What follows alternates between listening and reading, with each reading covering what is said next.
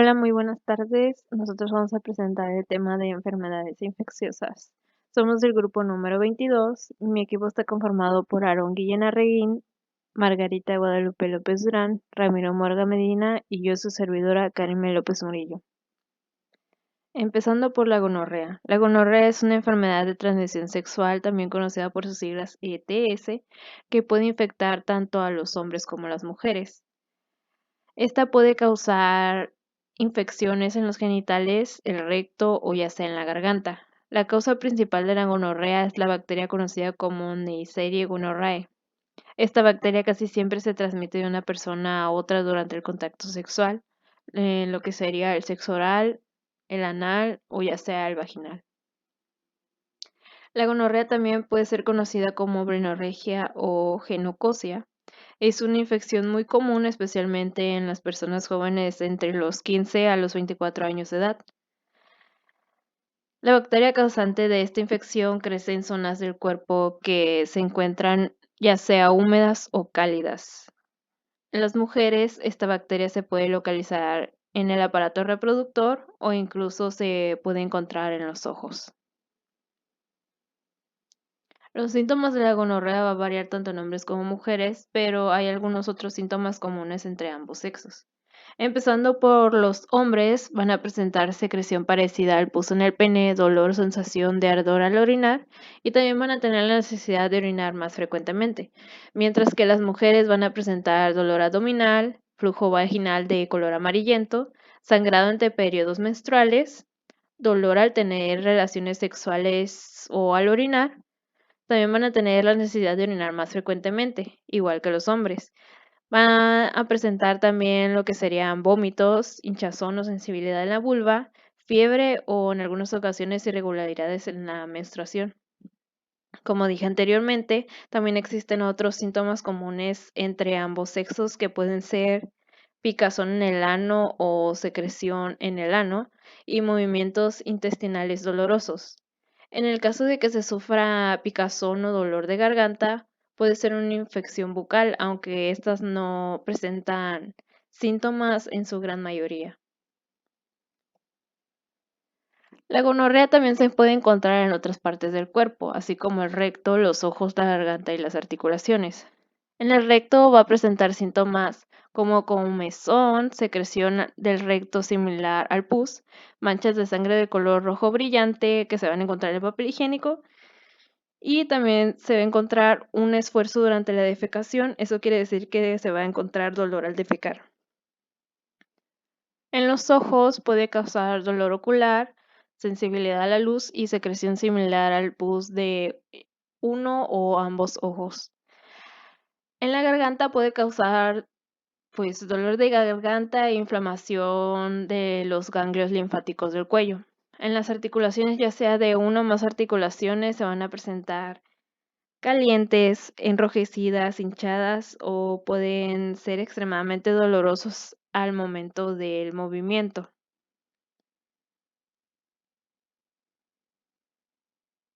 El diagnóstico. El diagnóstico de la gonorrea generalmente de una manera efectiva va a ser a través de un examen de una muestra ya sea de tejido de secreción. Esta prueba, también conocida como tinción negra, normalmente puede detectarse teniendo síntomas o no. Anteriormente, para detectar esta enfermedad, se realizaban cultivos en un laboratorio que probaban la existencia o no de la gonorrea, aunque hoy en día eso no es muy usual. El tratamiento de la gonorrea se va a llevar a cabo por antibióticos, que son el mejor tratamiento. En algunas ocasiones resultan ser persistentes a este tipo de medicamentos ciertas personas, por lo que en algunos casos se recetan, en vez de un antibiótico, se van a recetar dos. Ya si hablamos del tratamiento en mujeres embarazadas, algunos antibióticos pueden ser contraproducentes para la salud del bebé, por lo que se le suele recetar otro medicamento. Estos antibióticos pueden administrarse ya sea por vía oral o por inyección en el hospital, aunque en el último de este caso el paciente deberá seguir su tratamiento en su casa. Los antibióticos más comúnmente diagnosticados de esta enfermedad es la ceftriaxona y la citromax. Ya en casos más graves donde se produzca una enfermedad pélvica, eso va a requerir ya hospitalización del paciente y ya un especialista se va a encargar de administrarle antibióticos por vía intravenosa. Buenas tardes, mi nombre es Ramiro Morga y yo les voy a hablar sobre la sífilis. Ok, la sífilis es una enfermedad de transmisión sexual causada por la bacteria Treponema pallidum. Esta afecta el área genital, la boca, el ano y los labios, y afecta tanto a varones como a mujeres. Por lo general, se adquiere por contacto sexual con una persona que tenga esta bacteria o esta enfermedad. También puede pasar de la madre al bebé durante el embarazo, que esa sería la congénita. También sabemos que la sífilis tiene varias etapas, entre ellas la sífilis primaria, que su primer signo es una pequeña llaga llamada chancro. La llaga aparece en el lugar por donde la bacteria haya entrado al cuerpo. También tenemos la sífilis secundaria, que esta es en pocas semanas después de la curación del chancro original, puede experimentar una erupción que comienza en el tronco, pero que eventualmente cubre todo el cuerpo, incluso las palmas de las manos y las plantas de los pies. Tenemos también a la sífilis terciaria, que esta es la fase tardía de la enfermedad. Aproximadamente del 15 al 30% de las personas infectadas con sífilis que no reciben tratamiento tendrán complicaciones conocidas como la sífilis tardía, que es esta de la que estamos hablando. En esta etapa tardía, la enfermedad puede dañar el cerebro, los nervios, los ojos, el corazón, los vasos sanguíneos, el hígado, los huesos y varias articulaciones. Estos problemas pueden ocurrir muchos años después de la infección original, no tratada, que de aquí viene nuestra siguiente etapa, que es la latente. Esta se encuentra entre la secundaria y la terciaria. Esta, si no recibes tratamiento para la sífilis, la enfermedad pasa de la etapa secundaria a la etapa oculta o latente, que es esta, durante la cual no tendrá síntomas el paciente. La etapa latente puede durar años. Es posible que los signos y síntomas nunca regresen o que la enfermedad avance a la tercera etapa, que será esta la terciaria. Y la sífilis congénita, que más o menos lo comenté hace ratito, aquí los bebés nacidos de mujeres que tienen sífilis pueden infectarse a través de la placenta o durante el parto. Aunque la mayoría de los recién nacidos con sífilis congénita no presentan síntomas, sin embargo, algunos experimentan una erupción en las palmas de las manos e incluso en las plantitas de los pies. Los signos y síntomas posteriores pueden incluir sordera, deformidades dentales y nariz en silla de montar, donde colapsa el tabique nasal. Sin embargo, los bebés que nacen con sífilis también pueden nacer prematuramente o incluso nacer muertos, o morir durante o después del nacimiento. Ah, Siguiendo con esta presentación, tenemos a las manifestaciones. Como las manifestaciones, tenemos que la etapa temprana de la sífilis suele causar una llaga única, pequeña e incluso indolora. Algunas veces causa inflamación en los ganglios linfáticos cercanos. Si esta no se trata, generalmente causa una erupción cutánea que no pica frecuentemente las manos y pies. Muchas personas no notan los síntomas durante varios años. Los síntomas pueden desaparecer y aparecer nuevamente. De aquí la peligrosidad de esta enfermedad. Las llagas causadas por la sífilis facilitan adquirir o contagiar el VIH durante las relaciones sexuales. Si está embarazada, la sífilis puede causar algunas complicaciones, pero en casos raros la sífilis causa problemas de salud serios o incluso la muerte. Ahora pasando al tratamiento. Si se diagnostica y se trata en las primeras etapas, la sífilis termina siendo fácil de curar. El tratamiento recomendado en todas y cada una de las etapas es la penicilina. Este es un medicamento antibiótico que puede matar el organismo que causa la sífilis, que como mencionamos anteriormente, es el treponema pálido. En caso de ser alérgico a la penicilina, tu médico puede sugerirte algún otro tipo de antibiótico o recomendarte la insensibilización de penicilina. La penicilina resulta ser el único tratamiento recomendado para las mujeres con sífilis. Y en el caso de que la mujer embarazada presente alguna alergia a la penicilina, puede someterse a un proceso de insensibilización que puede permitirles tomar penicilina.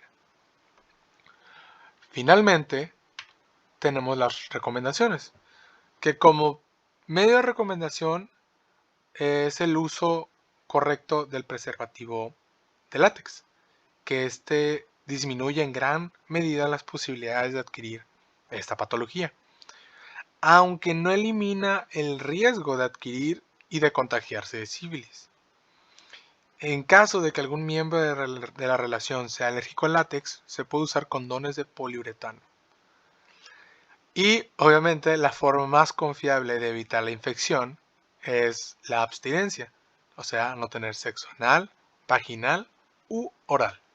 Buenas tardes, mi nombre es Aaron y vamos a platicar sobre el síndrome de inmunodeficiencia adquirida.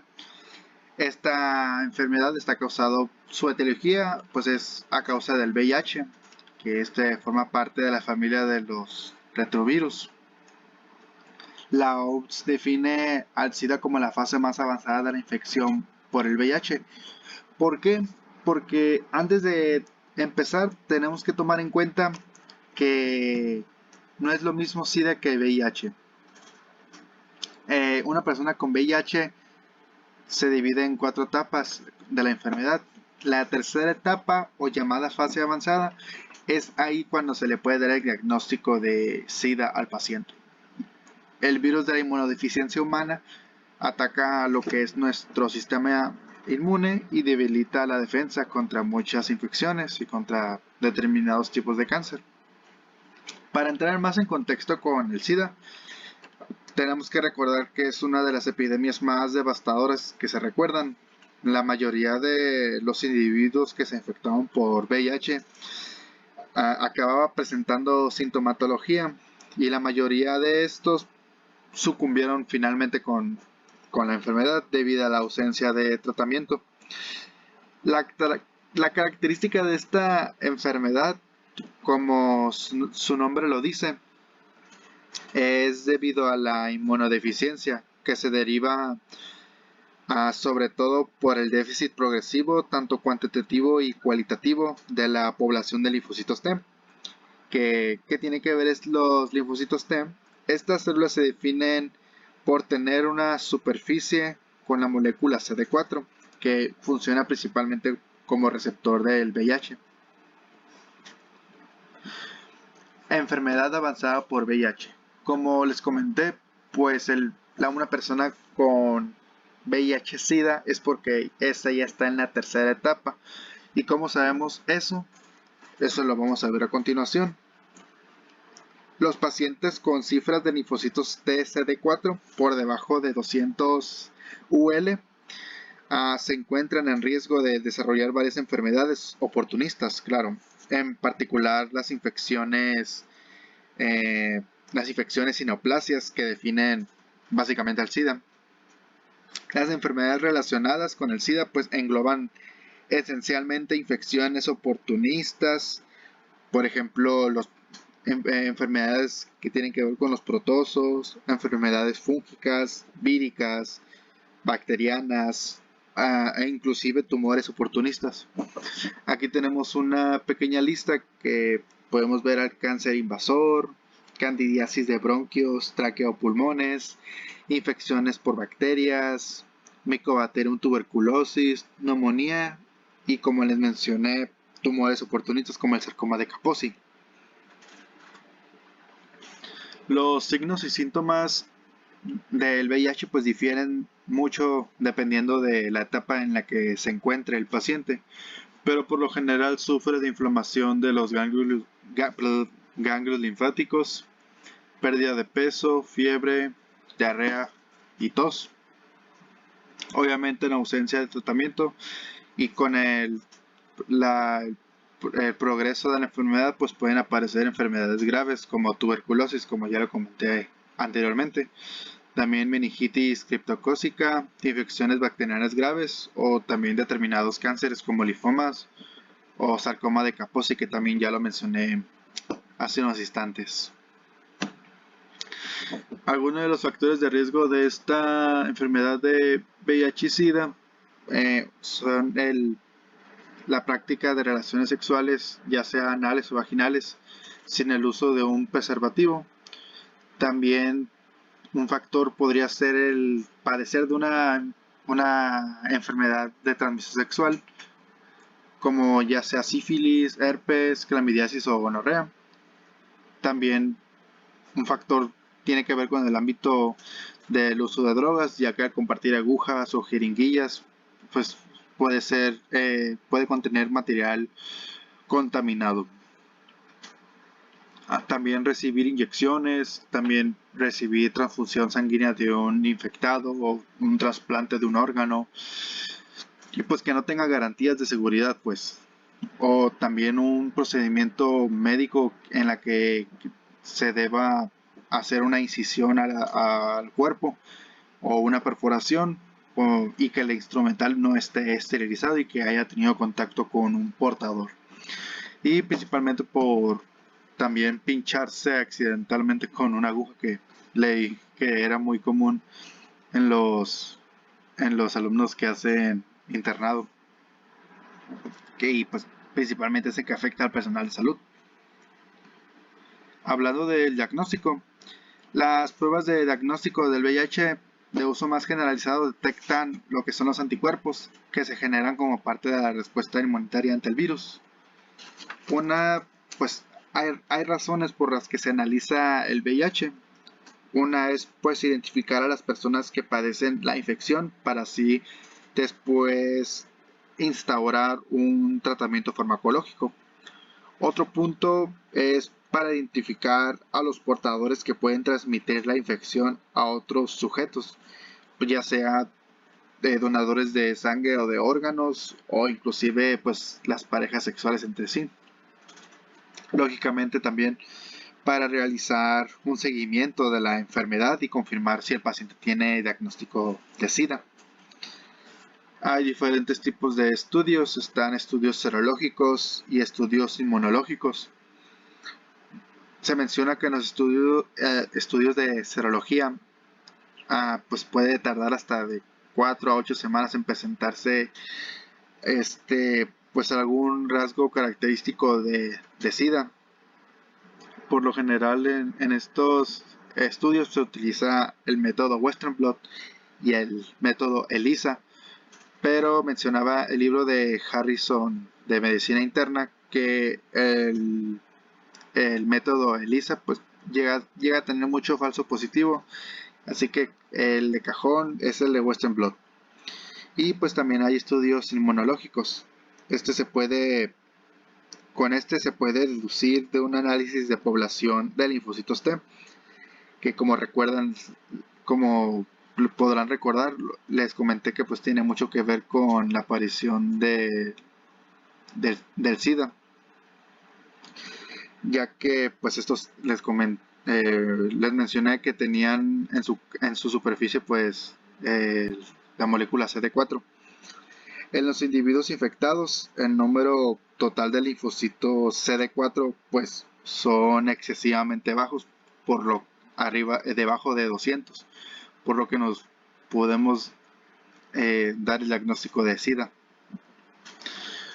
Y el tratamiento para esta enfermedad: es posible combatir y suprimir el VIH mediante tratamientos en los que se combinan de a 3 fármacos antirretrovirales, o también llamados antirretrovíricos. Aunque estos no curan la infección, pues inhiben y tratan de evitar pues la replicación del virus en el organismo, y pues permite que el sistema inmunitario recobre fortalezas y capacidad para combatir las infecciones oportunistas y los cánceres. En esta lista tenemos algunos tríos, digámoslo así, o sí, pues tríos de fármacos que se le puede dar a los pacientes, que es el efivarens, tenofovir y entricitabina, ritonavir, atanazanavir potenciado con tenofovir, emtricitabina, rinotavir, darunavir potenciado con tenofovir, emtricitabina y raltegravir, tenofovir, emtricitabina y abacavir, sinobudina y lamivudina. Hola, buenos días. Yo voy a hablarles sobre el herpes y voy a comenzar abordando el tema del herpes simple, el cual se define como una enfermedad aguda de la piel. Esta va a ser causada por un virus que es del mismo nombre, el virus del herpes simple. Pues esta enfermedad se va a caracterizar por la formación de vesículas o ampollas que se encuentran agrupadas en cualquier lugar del cuerpo, pero principalmente puede ser alrededor de la boca, de la nariz o en la zona genital. Aquí en la imagen que podemos ver del lado derecho se ven estas dichas agrupaciones de ampollas, de úlceras, que se encuentran de un color muy rojizo. Existen dos tipos de herpes simple, que básicamente son el tipo 1 y el tipo 2. El virus del herpes simple tipo 1 frecuentemente va a causar llagas labiales, pero también puede existir la posibilidad de causar herpes genital. Según la bibliografía que consulté, el herpes tipo 1 puede llegar a provocar infecciones. Por ejemplo, una de ellas es la gingivoestomatitis, que es una infección de la boca y las encías, que esta va a llevar a que se presente hinchazón y úlceras. O también otra infección puede ser la queratoconjuntivitis, que es una resecación crónica de la conjuntiva y la córnea en ambos ojos, debido a una película lagrimal insuficiente. Sus síntomas pues van a ser quemazón, irritación o fotofobia. Pasando a lo que es el virus del herpes simple tipo 2, pues frecuentemente este va a ser el que va a causar el herpes genital, pero al igual también puede afectar lo que es la boca o la cavidad oral. También leí que puede llegar a presentarse lo que es la encefalitis, que pues es la inflamación en el cerebro. Esta no tiene una causa directa, decía que había varias causas, pero puede llegar a asociarse con este tipo. Y pues va a causar signos y síntomas parecidos a los de la gripe, como son fiebre o dolor de cabeza, o también incluso puede llegar a presentar ningún síntoma en absoluto. Ahora voy a hablar pues más a fondo sobre el herpes genital y labial. El herpes genital es una infección de transmisión sexual que va a presentar dolor y estas llagas, ampollas o úlceras agrupadas que miramos en la imagen anterior. Va a presentar síntomas, como ya mencioné, de dolor, comezón y pues el signo más importante, que son dichos brotes. Esta enfermedad pues no tiene cura, por lo tanto después de que se presenta la infección inicial, el herpes va a permanecer latente en el cuerpo y los síntomas pues pueden llegar a volver a aparecer durante años. El contagio, pues precisamente al ser una infección de transmisión sexual, se dará por relaciones sexuales de cualquier tipo, ya sean vaginales, anales u orales, que se lleven a cabo sin protección. O incluso también puede darse de madre a hijo durante el embarazo, el parto o la lactancia. Pues respecto a esto, leí que era poco frecuente, pero sí llega a suceder. Puede ser de mucho riesgo para el neonato o bebé, entonces se necesita poner mucha atención en estos casos. Ya pasando a lo que es el herpes labial, este va a presentar dolor y las mismas llagas, ¿no? En lo que son las comisuras de los labios.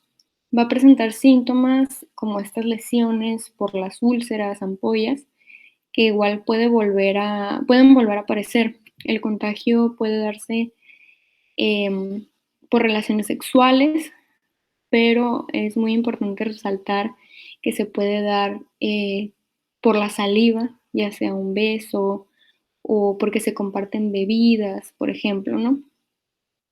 O incluso por el simple contacto, como un apretón de manos o un abrazo. Es decir, el contagio puede ser muy fácil y pues merece de muchísima precaución por parte de cada uno de nosotros. Y pues sí.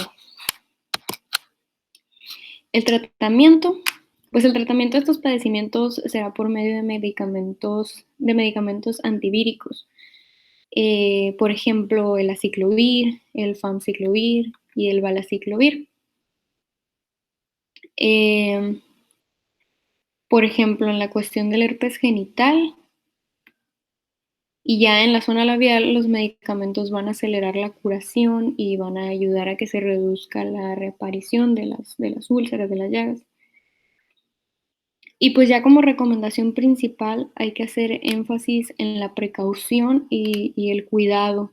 Como en el herpes genital, pues haciendo uso de métodos anticonceptivos, pero ya en lo que es la zona labial, vimos que se contagia de manera muy fácil, porque los mecanismos de contagio son acciones que yo diría que realizamos de manera cotidiana. Como mencioné, apretarle la mano a alguien, un simple saludo, un abrazo, aumenta las probabilidades de contagiarnos, ¿no? Y bueno, del herpes simple sería todo. Ahora voy a continuar con el herpes zóster. Pues el herpes zóster. Lo que es la varicela y el herpes zóster se van a deber a la infección por el virus varicela zóster, que pues es el virus del herpes humano tipo 3. La varicela va a ser esta fase aguda de la infección, es decir, la fase de infección primaria del virus, mientras que el herpes zóster, o también llamado culebrilla, se va a dar porque representa la reactivación de la fase de latencia, es decir, si no se pone cuidado o énfasis en la varicela, puede derivarse el herpes zóster. Los síntomas van a comprender sarpullido doloroso, como podemos ver en las imágenes, que se van a presentar por el conjunto de ampollas, ¿no? en el tronco del cuerpo. El dolor va a persistir incluso una vez que desaparece el sarpullido. A esto se le llama neuralgia posherpética. Como podemos ver en las imágenes de la izquierda, en la mano y en lo que vendría siendo el pecho, se puede ver claramente, ¿no? El conjunto de estas úlceras, ampollas o llagas. Y el tratamiento, pues el tratamiento va a ser el mismo en sí, son analgésicos y medicamentos antivirales, como ya mencioné, por ejemplo, la aciclovir o el valaciclovir.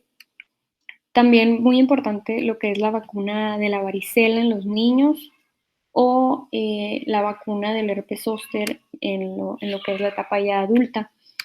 Y esto va a ayudar a minimizar el riesgo de desarrollar estas patologías. Entonces, es importante aplicarse estas vacunas para, pues sobre todo para no estar expuestos en un 100%, o sea, eso va a ayudar a la posibilidad de contraer estas patologías.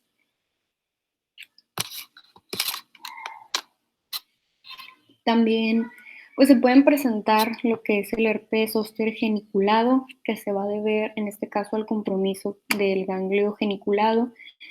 Va a producir otalgia, parálisis facial y a veces vértigo. Se van a formar vesículas en el conducto auditivo externo y el paciente puede llegar a perder el sentido del gusto en lo que son los 2/3 anteriores de la lengua, Y el herpes zóster oftálmico, en este caso se va a ver comprometido el ganglio trigeminal y se va a manifestar igual con dolor y erupción de estas vesículas o llagas en lo que es alrededor del ojo y en la frente. También en el área de distribución de la división oftálmica del quinto nervio craneal, que es el trigémino. Y pues la enfermedad ocular puede llegar a ser muy grave. La poliomielitis. La poliomielitis también es conocida como polio. Es una enfermedad altamente contagiosa que es causada por un virus que ataca al sistema nervioso. Esta es una enfermedad viral que puede afectar la médula espinal causando debilidad muscular y parálisis.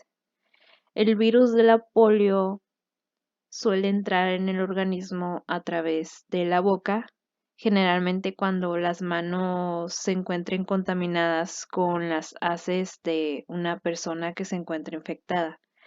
Es más común entre los bebés y los niños pequeños, ya sea por la falta de condiciones de higiene deficientes que tienen. La parálisis es más común y más severa cuando la infección se presenta en personas mayores. Los síntomas de la polio.